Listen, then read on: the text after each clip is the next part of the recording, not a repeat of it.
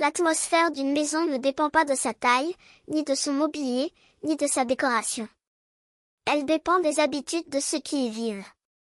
Chaque geste répété chaque jour, aussi petit soit-il, laisse une empreinte sur l'espace. Certaines habitudes alourdissent sans qu'on s'en rende compte. D'autres allègent de manière remarquable. Et la différence entre une maison qui fatigue et une maison qui ressource tient souvent à quelques ajustements dans la façon dont on utilise l'espace au quotidien. Ce n'est pas une question de perfection. C'est une question de régularité. Un geste simple, répété chaque jour, a plus d'impact qu'un grand rangement fait une fois par an.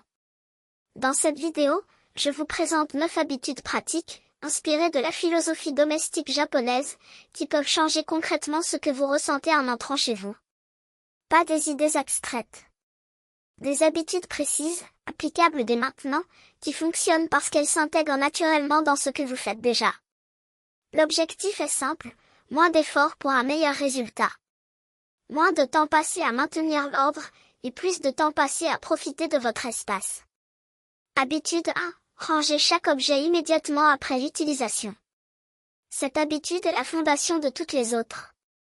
Elle est si simple qu'on la néglige, et pourtant elle est la plus puissante. Chaque objet utilisé puis laissé quelque part crée un micro-désordre. Un livre sur le canapé. Des ciseaux sur la table. Un manteau sur une chaise. Pris individuellement, chacun de ces gestes semble insignifiant. Mais en fin de journée, ces micro-désordres se sont multipliés et la maison semble en désordre alors que personne n'a fait de vrai bazar. Le principe japonais est direct. Ce qui est pris est remis. Immédiatement. Pas dans 5 minutes. Pas plus tard. Maintenant. Ce geste prend entre 2 et 10 secondes. Moins de temps qu'il n'en faut pour y penser. Et le résultat est une maison qui reste ordonnée en permanence sans nécessité de session de rangement en fin de journée. Ce n'est pas de la rigidité. C'est de l'efficacité. Une fois l'habitude installée, elle ne demande aucun effort mental. Le corps le fait automatiquement. Et la maison en bénéficie heure après heure. Moins de travail répété le soir pour ranger ce qui a traîné dans la journée. Plus de clarté visuelle à chaque moment de la journée. Plus de sensation de contrôle sur l'état de votre intérieur. Habitude 2. Faire une tournée rapide de 5 minutes avant le coucher. Cette habitude prolonge la précédente et corrige ce que la journée a pu laisser derrière elle. Chaque soir, avant de vous installer pour la nuit, faites un tour rapide de votre maison. Pas un ménage. Juste un regard. Remettez ce qui a bougé. Éteignez ce qui doit l'être. Fermez ce qui est resté ouvert. Essuyez ce qui a été éclaboussé. 5 minutes suffisent. Et ces 5 minutes changent votre lendemain matin. Au lieu de vous lever dans les traces de la veille, vous vous levez dans un espace net. Et cette différence dans les premières secondes de votre journée influence votre humeur, votre énergie, votre disponibilité. Les foyers japonais pratiquent ce rituel du soir avec une grande constance. Ce n'est pas une corvée. C'est un passage entre la journée et la nuit. Un moment de transition qui ferme un chapitre et prépare le suivant. Moins de décisions à prendre le matin. Moins d'efforts physiques en début de journée. Plus de légèreté mentale dès le réveil. Habitude 3. Ne gardez dans la cuisine que les ustensiles utilisés chaque semaine. La cuisine est l'une des pièces qui s'encombre le plus vite. Parce que chaque nouvel ustensile semble utile au moment de l'achat. Un éplucheur spécial. Un moule à forme originale. Un appareil prometteur. Et tous finissent dans un tiroir ou un placard, utilisés 1 ou 2 fois, puis oubliés. Pendant ce temps, ils occupent de l'espace et compliquent l'accès aux outils que vous utilisez vraiment. L'habitude japonaise consiste à ne garder à portée de main que ce qui sert chaque semaine. Le reste est donné, rangé ailleurs, ou retiré. Quand un tiroir ne contient que 5 ustensiles au lieu de 20, votre main trouve immédiatement ce qu'elle cherche. Le geste de cuisiner redevient fluide. Le rangement après le repas prend moitié moins de temps. Et la cuisine elle-même semble plus spacieuse, plus accueillante, plus fonctionnelle. Moins d'accumulation dans les tiroirs et placards. Plus d'autonomie dans la préparation des repas. Moins de travail répété pour organiser un espace surchargé. Habitude 4. Traiter le courrier le jour même de sa réception. Le courrier est l'un des plus grands générateurs de désordre silencieux. Il arrive chaque jour. On le pose sur la table, sur le buffet, sur le comptoir de la cuisine. On se dit qu'on le triera plus tard. Et plus tard devient demain, puis la semaine prochaine, puis le mois suivant. La pile grandit. Elle déborde. Elle colonise des surfaces entières. L'habitude japonaise est de traiter chaque courrier le jour de son arrivée. Ce qui est jeté est jeté immédiatement. Ce qui doit être traité est traité ou placé dans un endroit dédié aux actions en attente. Ce qui doit être conservé est classé sur le champ. Ce tri quotidien prend moins de 2 minutes. Il empêche la formation de ces piles accablantes qui transforment le tri en projet de week-end. Le courrier ne s'accumule plus. Les surfaces restent libres. Et la charge mentale liée au papier en attente disparaît. Moins d'accumulation de papier. Moins de décisions reportées. Plus de sensation de contrôle sur les tâches administratives du quotidien.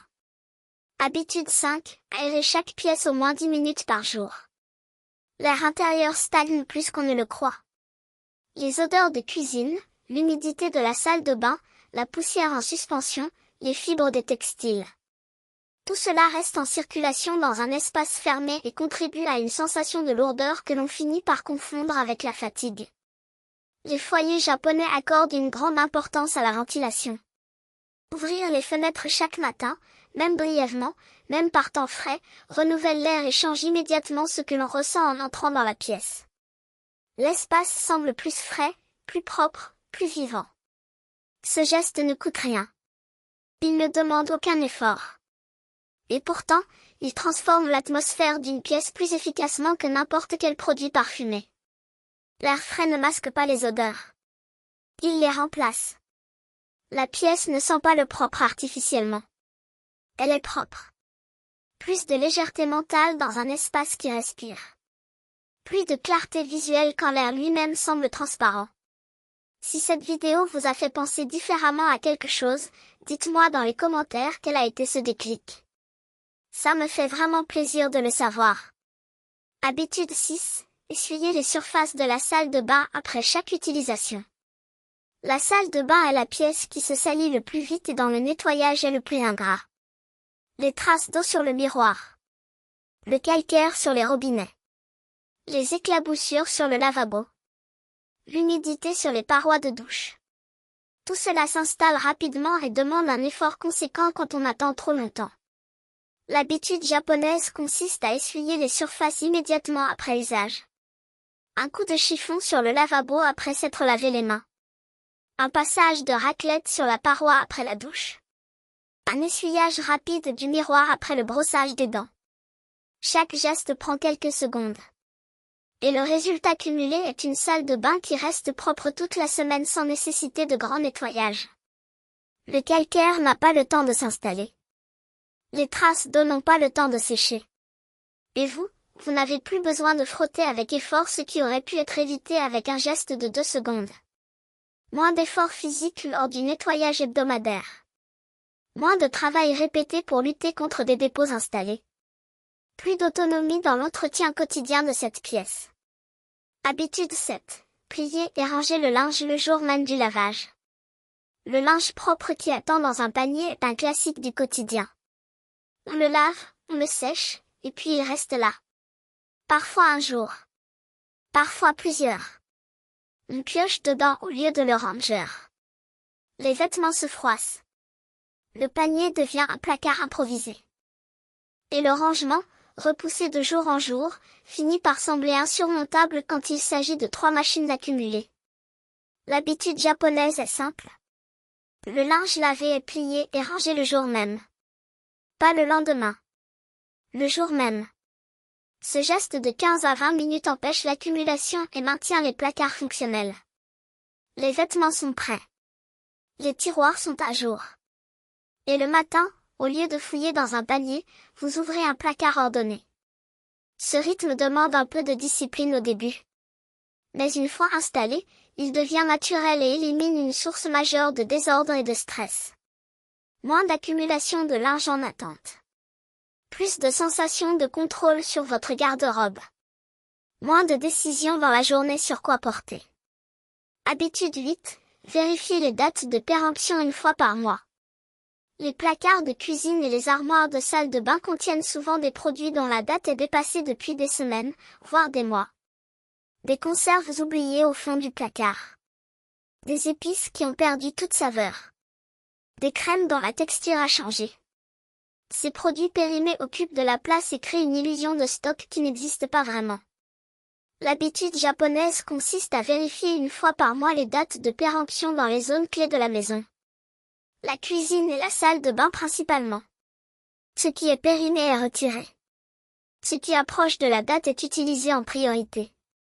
Et l'espace récupéré permet de voir clairement ce que l'on a vraiment. Ce geste mensuel prend moins de 10 minutes et évite l'accumulation de produits inutilisables. Il permet aussi de mieux planifier ses achats et d'éviter de racheter ce que l'on possède déjà. Moins d'accumulation de produits périmés. Plus de clarté visuelle dans les placards. Moins de travail répété pour trier de grandes quantités d'un coup. Habitude 9. Ne rien acheter sans savoir exactement où le ranger. C'est la dernière habitude et peut-être la plus transformatrice. Avant chaque achat, posez-vous une question. Où est-ce que cet objet ira dans ma maison? Si la réponse n'est pas immédiate et précise, l'objet n'a probablement pas sa place chez vous. Ce filtre mental, pratiqué dans les foyers japonais, empêche l'entrée d'objets qui finiront par s'accumuler sur une surface, dans un coin, au fond d'un tiroir déjà plein. Ce n'est pas une restriction. C'est une protection. Protection de votre espace, de votre temps, de votre énergie. Chaque objet qui entre dans votre maison exigera un entretien, un rangement, un nettoyage. Si vous ne savez pas où le mettre au moment de l'acheter, il deviendra un problème plutôt qu'une solution. Cette habitude ne demande aucun effort. Juste une question posée au bon moment. Et à force de se la poser, les achats impulsifs diminuent, l'espace reste stable, et la maison ne se charge plus au fil des semaines. Moins d'accumulation progressive. Plus de sensation de contrôle sur ce qui entre chez vous. Plus d'autonomie dans vos choix de consommation. L'atmosphère de votre maison se construit chaque jour, geste après geste. Ces 9 habitudes ne sont pas des corvées supplémentaires. Ce sont des remplacements. Elles remplacent le grand ménage par des petits gestes réguliers. Elles remplacent la recherche frustrante par l'accès immédiat. Elles remplacent l'accumulation par le choix conscient. Vous n'avez pas besoin de les adopter tout en même temps. Commencez par celle qui vous parle le plus. Testez-la pendant une semaine. Et observez ce qui change dans votre espace et dans ce que vous ressentez en y vivant. Si cette approche vous convient, pensez à vous abonner et à activer les notifications pour que l'on continue ensemble à rendre le quotidien plus simple et plus agréable. Avant de partir, si une idée de cette vidéo vous a fait regarder votre maison ou votre vie différemment, dites-moi dans les commentaires quel a été ce déclic. Je lis tout avec beaucoup d'attention et cela m'aide à apporter des contenus qui font vraiment la différence pour vous.